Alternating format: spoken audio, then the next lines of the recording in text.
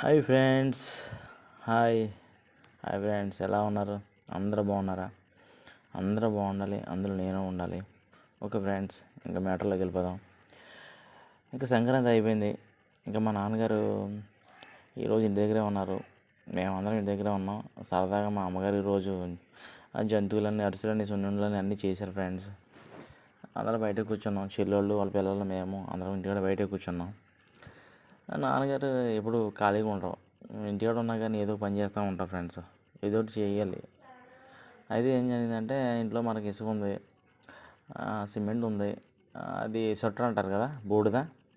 మరి మా సైడు పశ్చిమ గోదావరి జిల్లా, అంటే ఇప్పుడు ప్రస్తుతానికి తూర్పుగోదావరి జిల్లా అయింది. మా సైడ్ షట్టర్ అంటారు, బూడిద అంటారు. మరి మీ సైడ్ మీకు నా వీడియో ఎక్కడి వరకు వెళ్తుందో నాకు తెలియదు. మీరు ఏమంటారో చెప్పి నాకు కామెంట్ చేయండి ఫ్రెండ్స్. ఓకే, ఇంకా మ్యాటర్లోకి వెళ్ళిపోదాం. అయితే ఏం చేద్దామంటే, ఇంకా బాక్స్ ఒకటి ఉంది, ఇటుకలు తీసే బాక్స్ ఉంది. సరే ఇటుకలు తీద్దాం అన్నారు. సరే అని చెప్పేసి మా నాన్నగారు ఒక 25 గిన్నెలు బూడిదేసి, ఒక 10 గిన్నెలు ఇసుకేసి, దాని మీద సిమెంట్ బత్తా వేసేసారు ఫ్రెండ్స్. సరే బస్తాకి ఎన్ని ఇటుకలు వస్తాయని చెప్పేసి చూశాను. మొత్తం మిక్స్ చేసాము.